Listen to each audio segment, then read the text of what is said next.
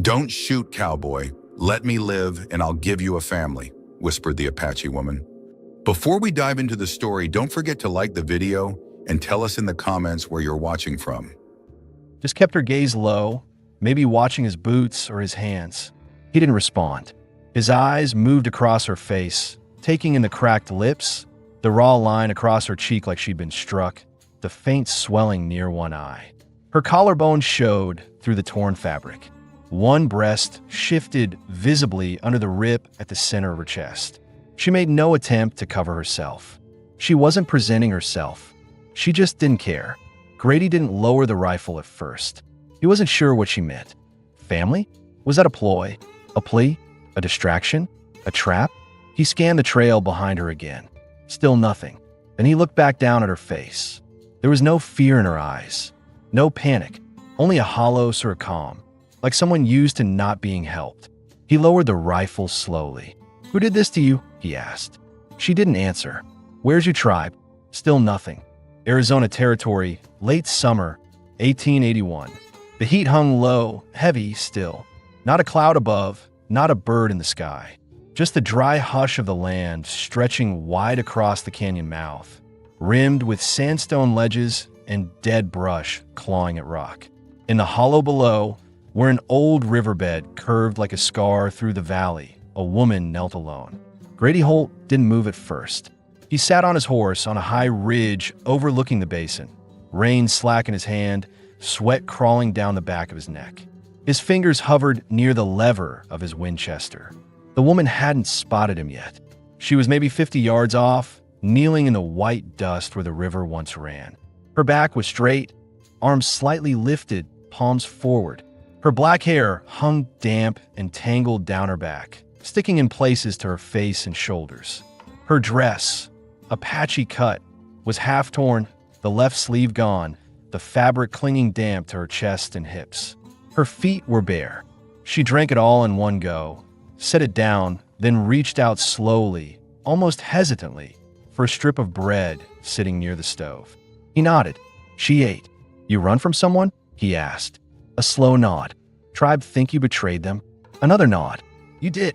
"No," she said, "but they believe it." He didn't push further. He crouched near the firebox, tossed in kindling. He needed heat. Food.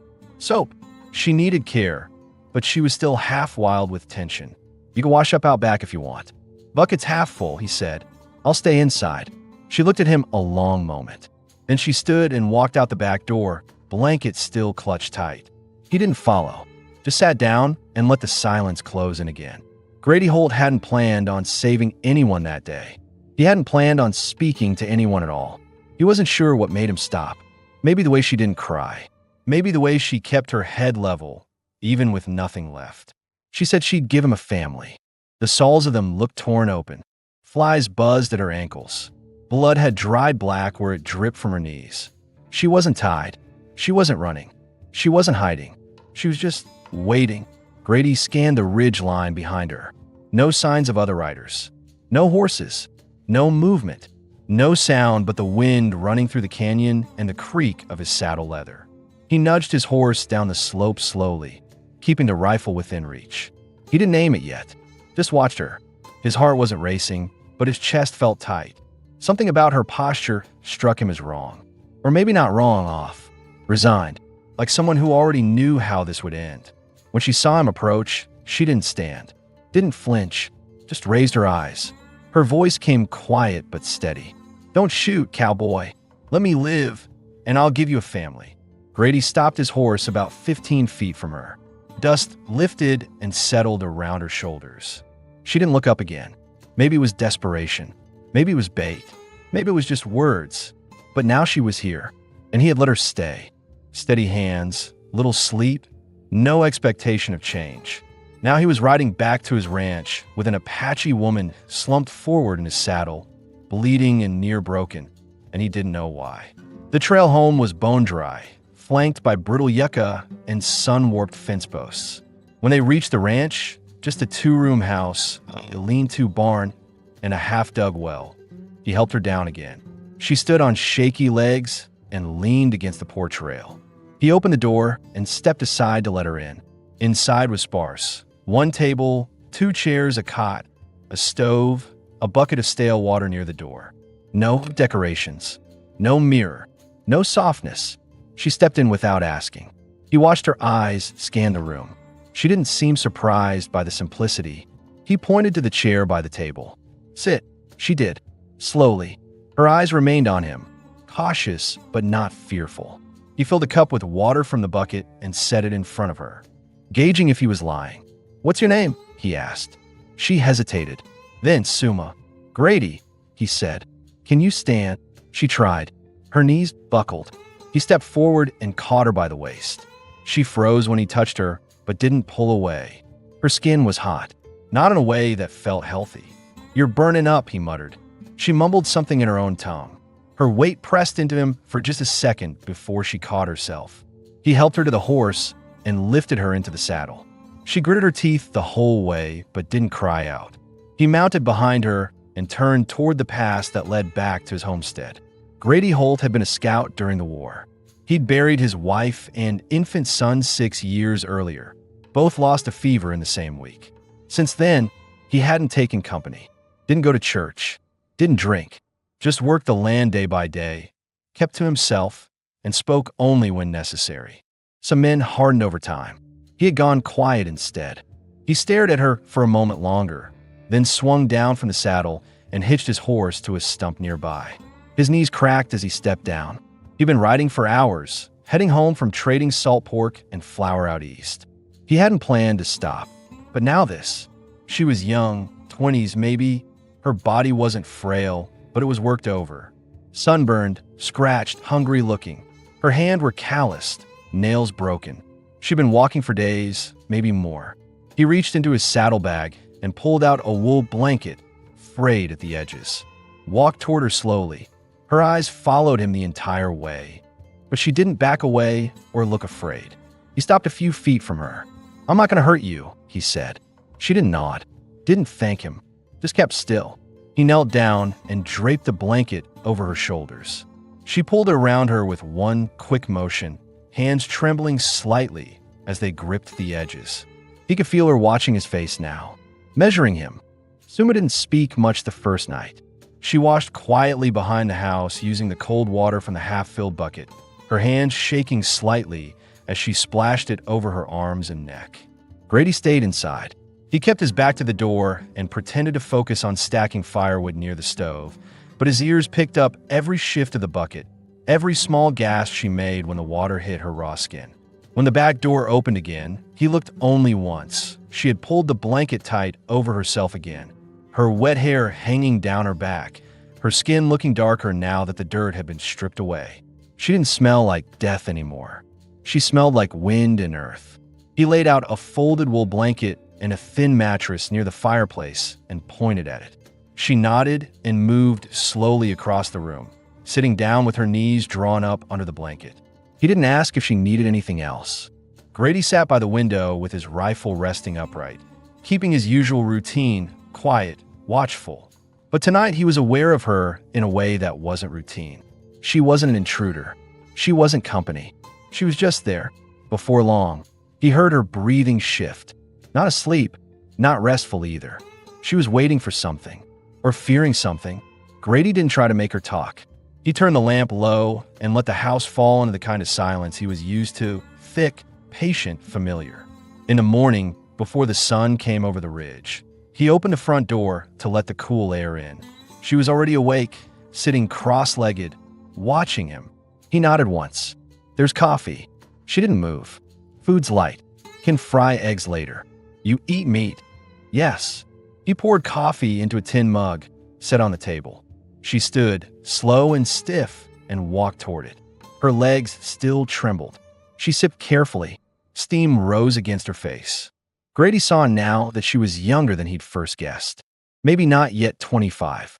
Her features had sharpened since she'd cleaned herself. High cheekbones, a faint scar across her jaw, dark eyes that didn't blink much. She'd been through things. That much was clear.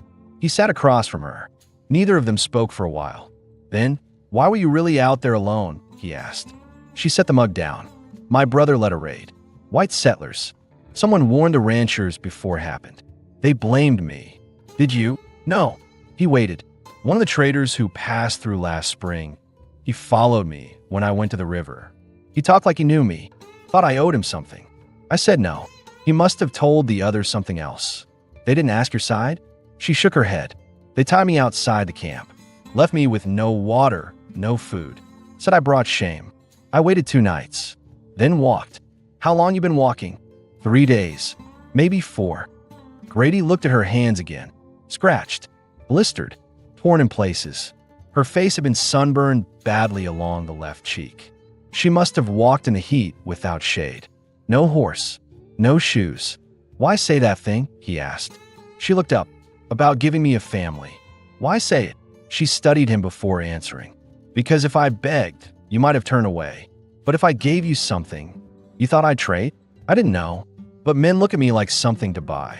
Grady didn't speak. His jaw tightened. He stood and moved toward the fire to break the eggs. Her words lingered longer than she probably meant them to. Not because he was offended, but because she wasn't wrong. She didn't see him as safe. She saw him as someone who might take her or leave her, depending on what she offered. He cracked the eggs into the skillet, let them hiss and spit in the grease. She stayed silent. After breakfast, she helped gather water from the well. The bucket rope was rough, frayed in spots, but she pulled it with slow determination.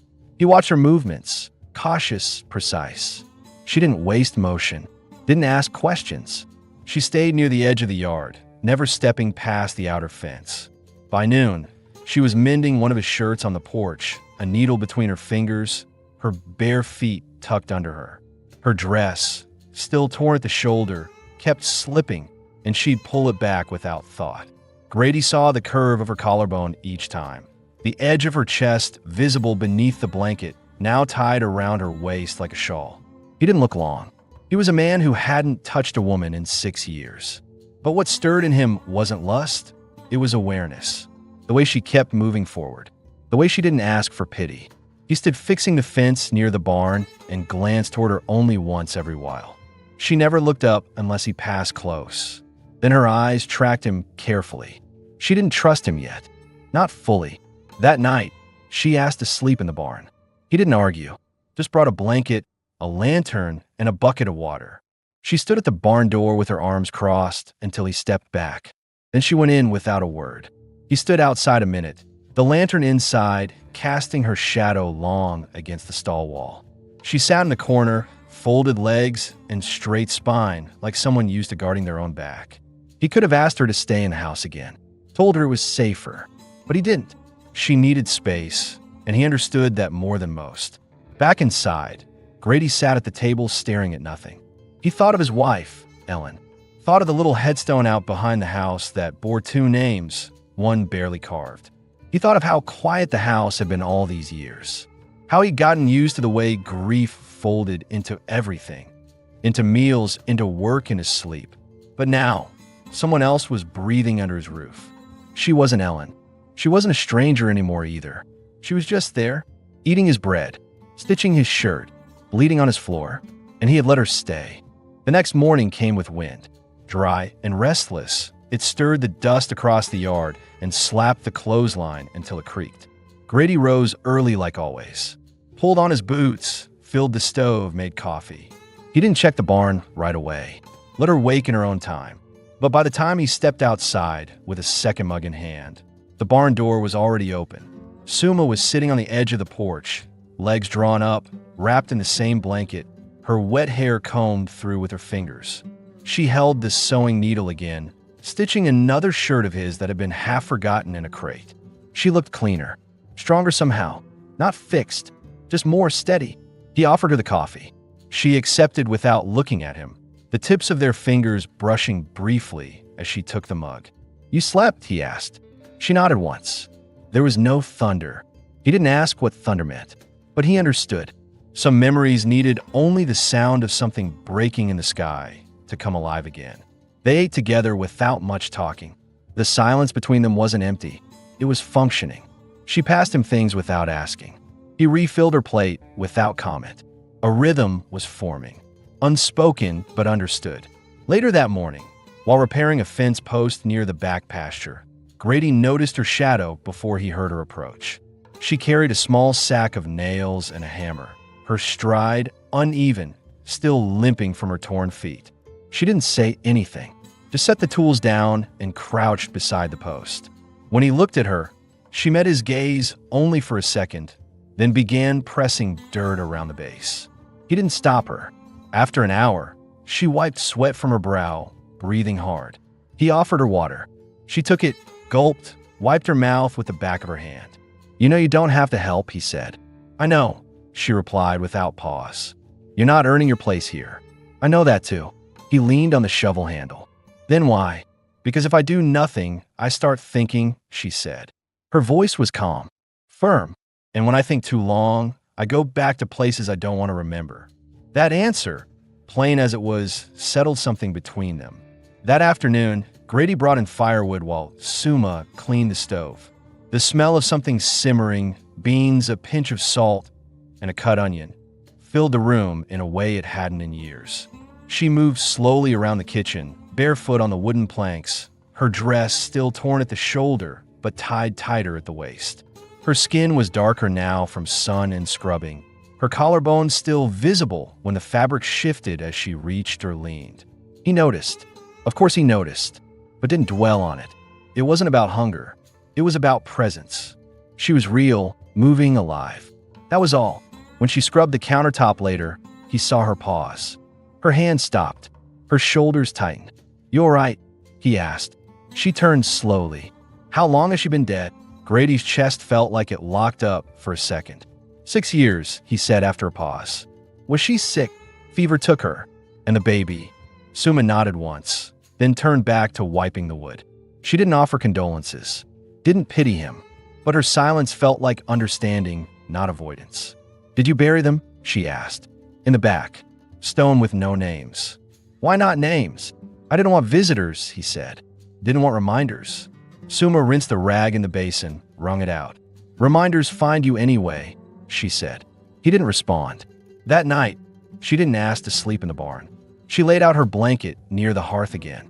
Grady sat at the table with his rifle across his knees, his routine unchanged. But when she lay down, her back wasn't to him this time. She lay on her side, facing the fire, hands tucked under her chin. He watched her chest rise and fall, listened to the soft rhythm of her breath. She wasn't asleep yet. Neither was he. He cleared his throat softly. "You plan on leaving?" She didn't move. "No," she said. "You can if that's what you want." "I know, but there's no one out there that wants me back. And I'm not ready to walk again." Another silence passed. Then, after a while, "You worried someone will come looking for you?" "They won't come to ask questions. Just to take." He nodded. "They come, I'll know it." And he looked over at her, his voice steady. "And I don't let what's mine be taken." Suma blinked once. Her face didn't change, but she didn't look away. A question lingered between them that neither said aloud. "What am I to you now?" It wasn't answered, but the moment didn't need it yet. The fire crackled. Outside, the wind had died. No coyotes howled. No owls called. For the first time in years, the ranch house didn't feel empty. Not even with only 2 people in it. And Grady didn't feel like a man waiting for the world to end anymore. Not tonight. By the 4th morning, the silence between them wasn't strained anymore. Suma had started moving through the house like she belonged in it.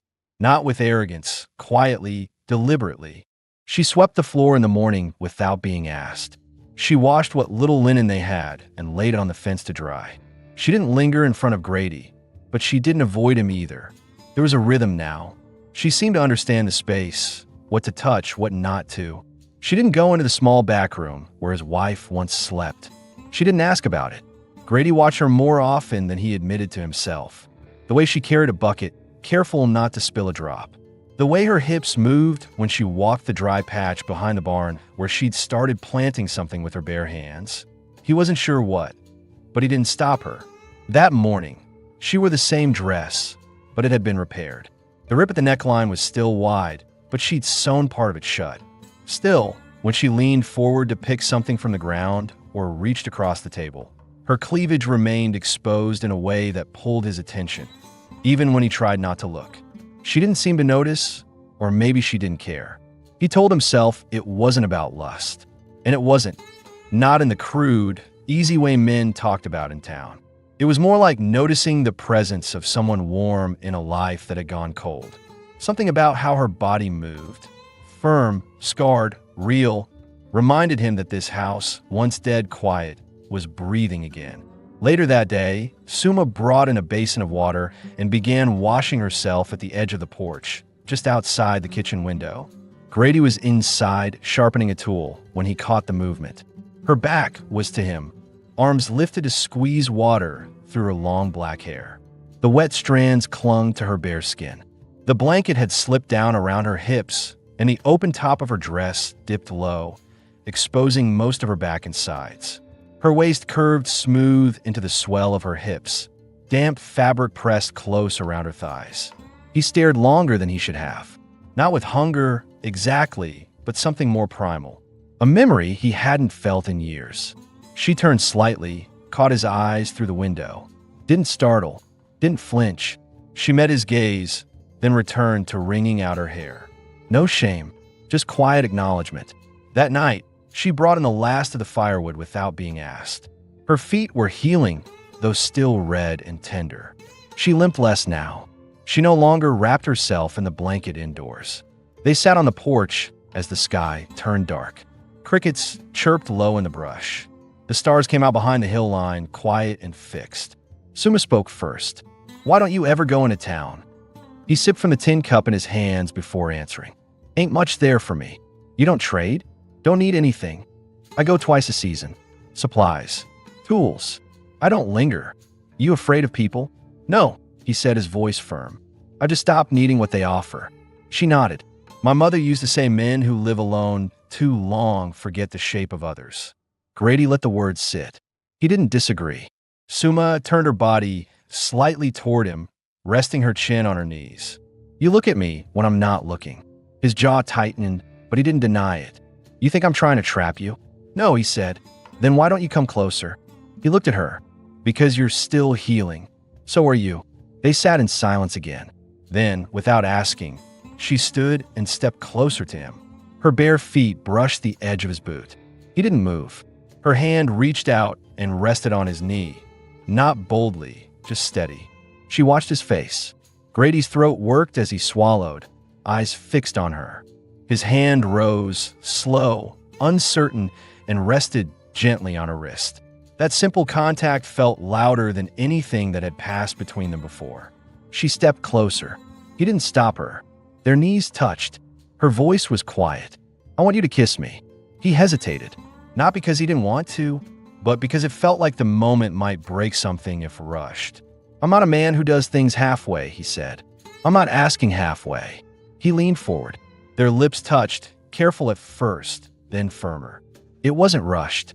It wasn't a possession. It was slow, real. His hand cupped the side of her jaw, rough thumb brushing her cheekbone. Her fingers curled around his shirt. Her body leaned into his, warm and certain. They didn't say anything after. She stayed beside him, her head against his shoulder as the wind picked up. Grady looked out over the darkened land. Something had shifted, not broken, not rushed, just shifted. In the quiet of the porch, under stars that had seen generations come and go, a man who had buried everything he loved and a woman who had been thrown away by everything she belonged to sat close, alive, not alone. And for the first time in 6 years, he didn't want morning to come too quickly. The morning after the kiss, Grady woke earlier than usual.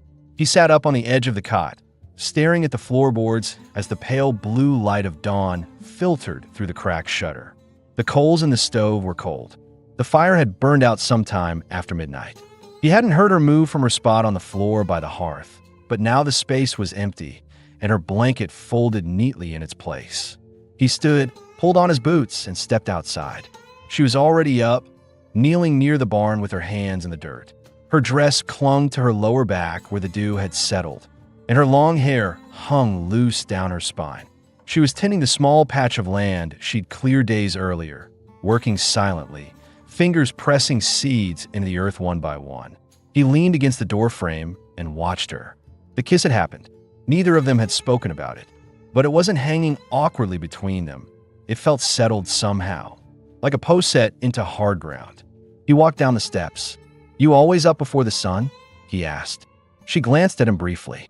"When I was a girl, my mother said the day starts before your eyes open.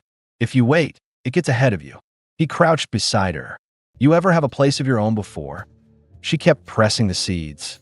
"No, I lived in camps, then in silence. You know what you're planting? Beans, I think, from your stores.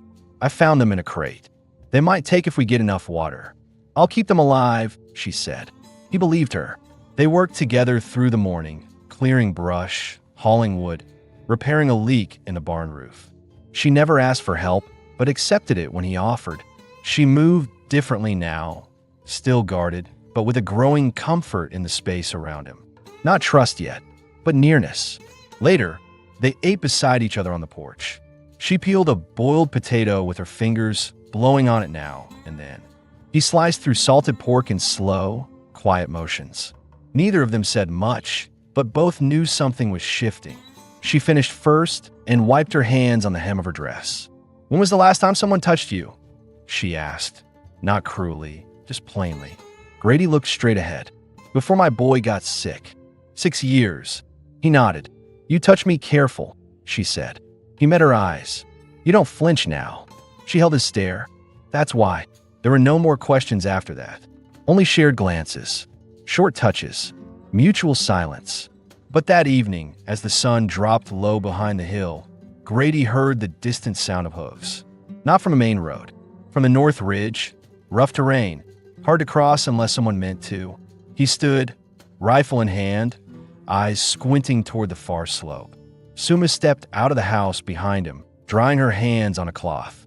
She saw the shift in his stance, the way his head tilted. Her eyes followed his line of sight. She didn't speak, but her body stiffened. "How many men would come for you?" he asked quietly. "Maybe 3, maybe 5. Depends who sent them. Would they be white?" She hesitated. "One was. He lied to the tribe about me. You want proof I died? Or take me to sell?" Grady's jaw clenched. He scanned the trees again, then slowly turned back toward the porch. "You sleep inside tonight. Lock the door. I can fight." "I know," he said, "but this ain't your fight." "It became mine when I walked alone," she said, calm but firm. Their eyes locked. Neither of them looked away. Finally, he nodded. "All right then, but stay behind me." That night, he oiled the rifle and loaded 2 pistols. He sat by the window, eyes on the trail, ears tuned to every shift in the wind. Suma lay on the floor again, wrapped in the blanket, but this time closer to his feet than before. She didn't sleep right away. Neither did he. "Do you still believe I can give you a family?" she asked quietly in the dark. He looked down at her. Her face was half lit by the lamp, her hands folded over her chest. He thought about the empty room behind him, the one with the small wooden cradle that had never been used again, the one with the closed door. "I think," he said slowly, "you already started to." Suma turned her face toward the fire, said nothing more, but her hand reached across the floor and touched his boot, resting there lightly. He didn't move, and for the first time in years, Grady Holt felt something more than memory. He felt present, but in the distance the sound of hooves returned, closer now. Someone was coming, and they weren't coming for peace. The sound of hooves didn't fade. It grew steadier as the minutes passed, echoing off the rocks beyond the ridge. Grady rose from the chair, rifle in hand, and stepped onto the porch just as the last light slipped behind the hills. The sky above the yard had gone gray-blue, the kind that carried no warmth. He stood still and listened again. 1 rider, maybe 2, moving slow but deliberate. Behind him, the door creaked open. Suma stepped out barefoot, arms wrapped around her middle. Her eyes scanned the horizon. He turned to her, voice low. "You sure they'd come this far?" She nodded once. "If they know I'm alive, yes." He handed her a small pistol, his old Colt. "You know how to use it?" She checked the chamber without speaking, then held it tight. Grady didn't need more proof. They waited in silence at the edge of the porch. Then the first shape broke from the trees. A man on horseback, scruffy, older, a long rifle resting on his saddle horn. He wore a battered hat and a worn vest, face shadowed by the setting sun. He slowed when he saw the house, then came to a full stop 30 yards out. Grady raised his voice. "You lost, The rider didn't answer right away. He tipped his hat back, revealing a long scar down the left side of his cheek. Then, name's Clive Remick. I'm tracking someone. Suma's fingers tightened on the pistol. Grady didn't lower his rifle. Ain't nothing out here but rock and dirt. I ain't looking for land, Clive said casually. Looking for a girl. Apache, said to be traveling alone. Might have been seen near your trail a week back. Got a bounty on her. Some claim she was involved in settler deaths. Her tribe tossed her out. Grady's face didn't change. You think she'd end up out here? I think people go where they think no one will find him. But we always do. Suma stepped forward then, not out of cover, but close enough for her voice to carry. She didn't kill anyone. Remick blinked, slowly turned his head. Well now, you're either brave or foolish, miss. Grady spoke before she could answer. She's on my land. That makes her my concern. The rider tilted his head. You hiding her? Grady didn't blink. I'm not hiding anything, but you're not taking her. Remick spat to the side. You got no authority to block a bounty. I don't recognize bounties brought in by men who run women off cliffs for a few dollars. Silence. Long tense. Remick's jaw twitched. She worth more than you think, rancher. You're alone out here. Got no badge. No neighbors. I got enough bullets, Grady said. The man's hand drifted near his belt. Suma stepped forward. If you want me, take me. Don't make him fight for me. No, Grady said sharply, eyes still on Remick. You don't give yourself to filth like this. Remick's horse stepped sideways, restless. Grady shifted the rifle slightly. You take one more step, and I'll drop you where you sit.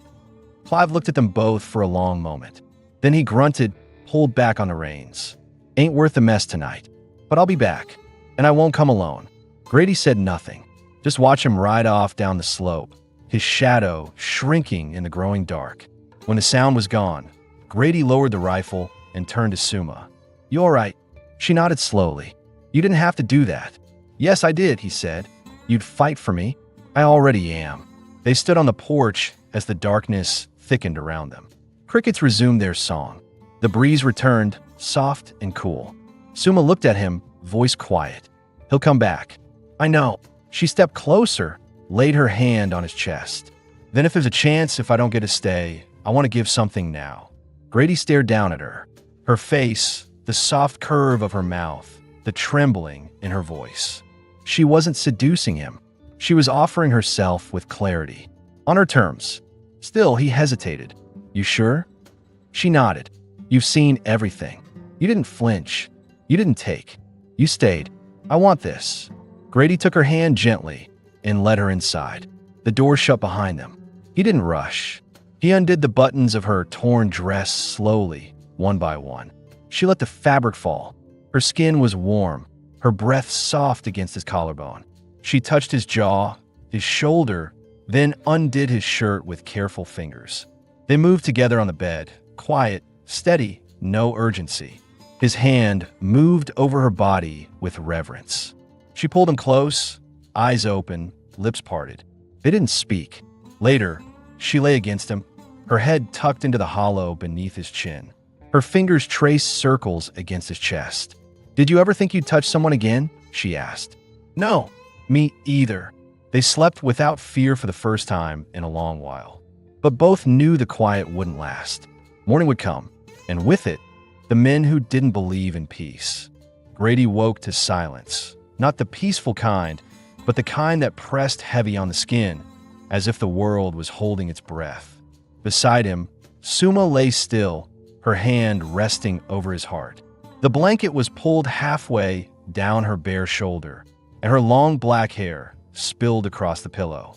He didn't move for a moment, just stared at the ceiling and listened.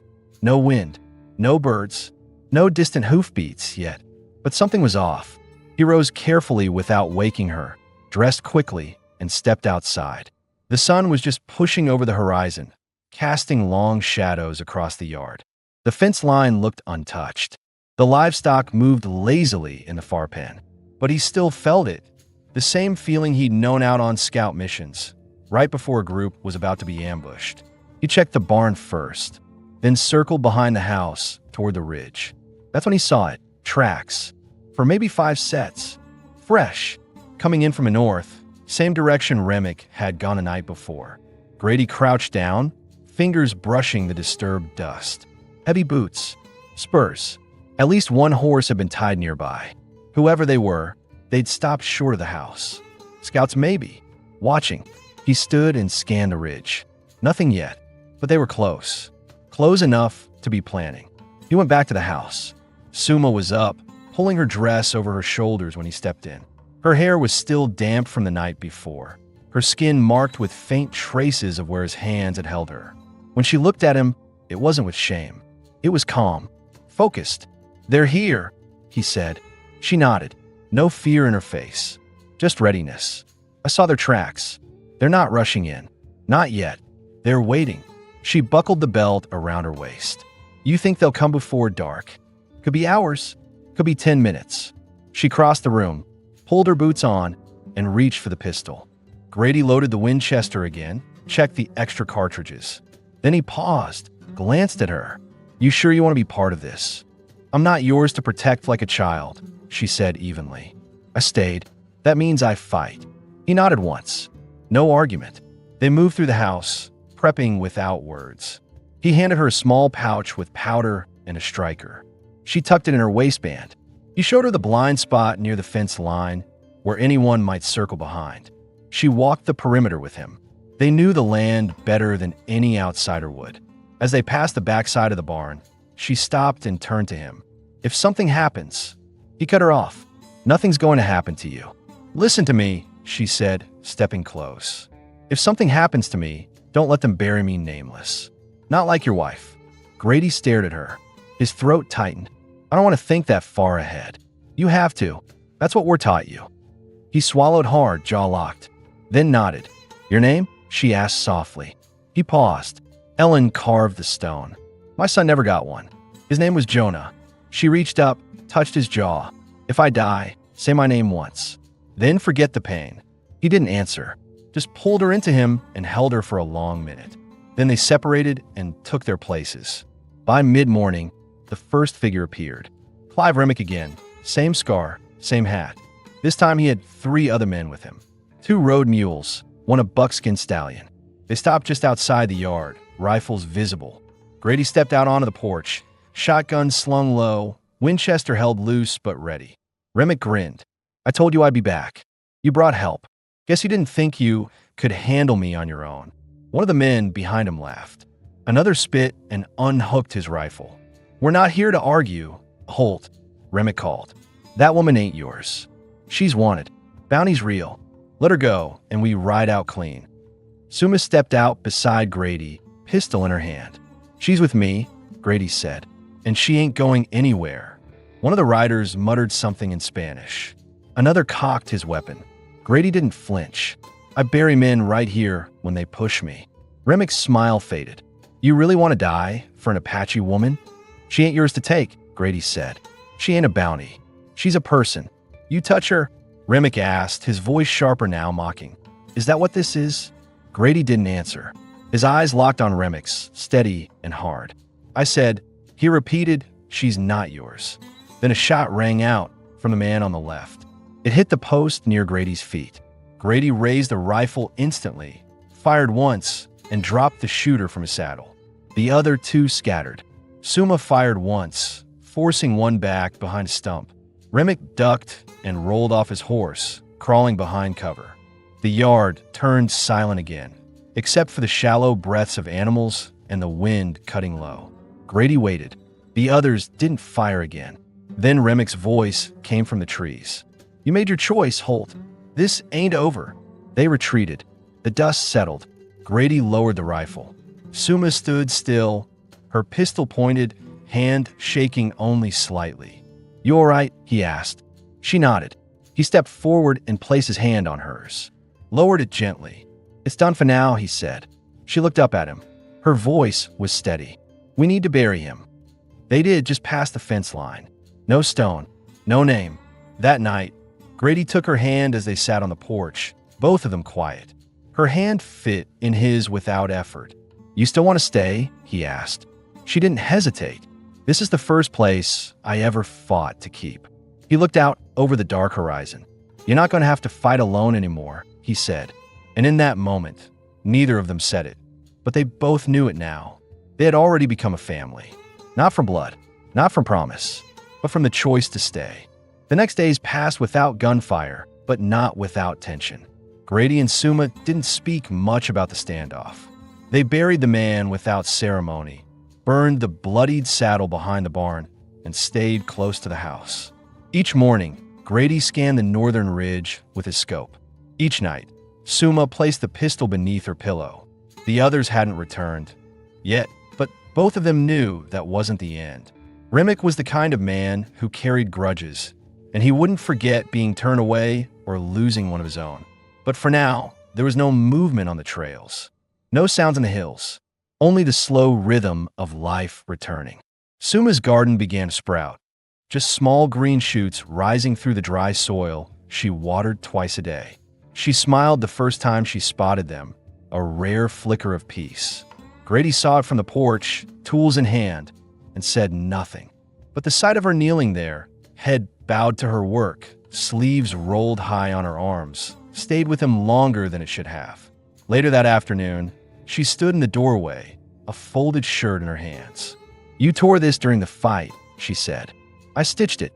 He took it from her carefully, fingers grazing hers. "Thanks. You keep every shirt even after it's useless," she added. "I don't throw away things that still carry purpose." She didn't say anything for a moment, then nodded once and stepped aside to let him pass. The room between them had grown smaller. That night, she came to his bed without asking. No words, just the sound of her bare feet crossing the wood floor. She slipped beneath the blanket and rested against his chest like she had done once before. But this time, her hand found his and placed it over her stomach. He looked down. Her face was unreadable, steady, watching him for a reaction. "I think I'm pregnant," she whispered. Grady froze. She didn't pull away, just waited. He breathed in slow, eyes fixed on the place where his hand now lay. The weight of what she said wasn't lost on him. Not fear, not hesitation, just the weight. "You sure?" he asked quietly. "No, but I felt it. Something's different, and it's not from fear." He didn't speak right away, just watched her face. Then he moved his hand slowly over her stomach, fingers pressing softly. A long pause passed. "All right," he said. Tears welled in her eyes, but they didn't fall. "You don't have to stay." "I already stayed," he said. "You lost a child once. I remember every hour of it. So this is mine too," he said. "Ours." She closed her eyes then and buried her face into his chest. His arm came around her back, slow and solid. They lay like that the rest of the night. The next morning, Grady rose early. He went outside and looked toward the ridge, toward the north trail, and then farther. The world beyond was the same, rough, wide, dangerous. But he didn't feel the pull of it anymore. Everything he needed was inside those four walls. Suma was standing at the stove when he came back in, bare feet on the floorboards, stirring something in the pan. Her hair was tied back, her body wrapped in a shawl, the swell of her chest still visible beneath the fabric. She turned and saw him watching. "What?" she asked, but with a faint smile. He stepped forward and kissed her. Not rushed, not searching, just steady. When he pulled back, he rested his forehead against hers. "Marry me." She froze, blinked. "Grady, I don't need church vows. I don't need a preacher. Just your word. Say you'll stay." She looked up into his eyes. "You already know the answer. Say it anyway." "I'll stay," she said, "and I'll raise this child here.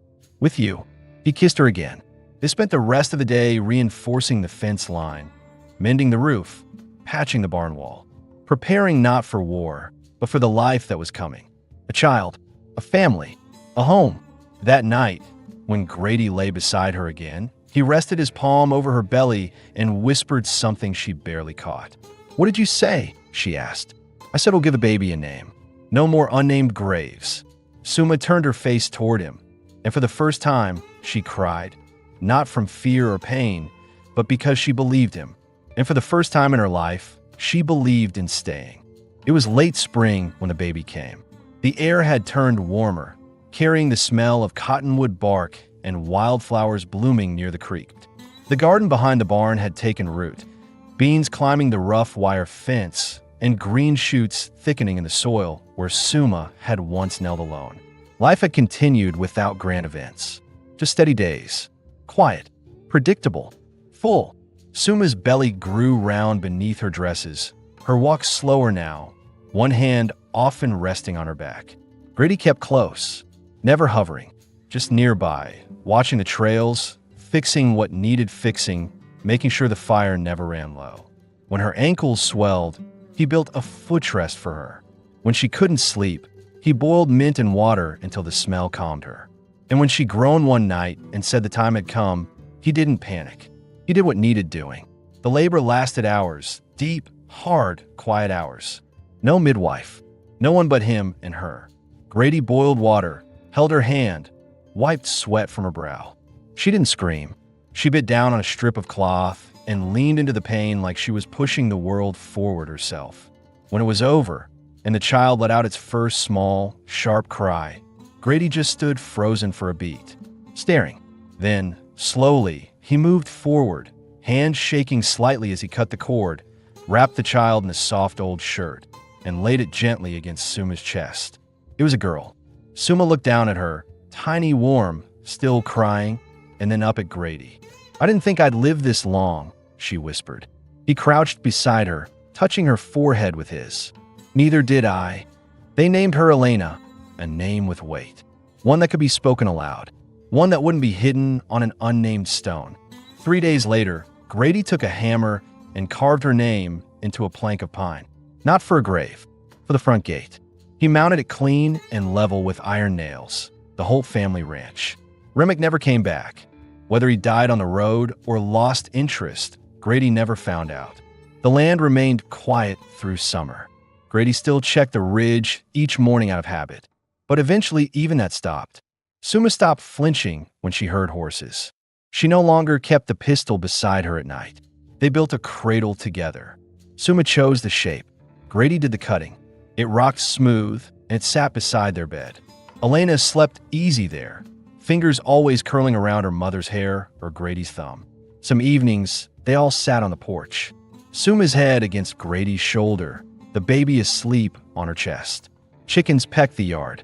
The wind moved slow over the grass. The same wind that once brought fear now brought nothing but air. One evening, as the sun dipped behind the ridge, Suma spoke. "You never told me why you stopped living after they died." He didn't look at her, just kept watching the horizon, because everything felt like pretending after that, even breathing. And now, he turned to her. Now it feels like starting again. Suma shifted Elena in her arms. "I used to think love was something you had to prove, beg for, survive for.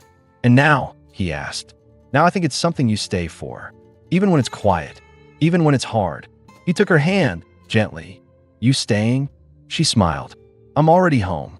And so, what began in a dry riverbed under the threat of death became something else entirely. Grady Holt, once a man living only for the past, found a future in the woman who had nothing left.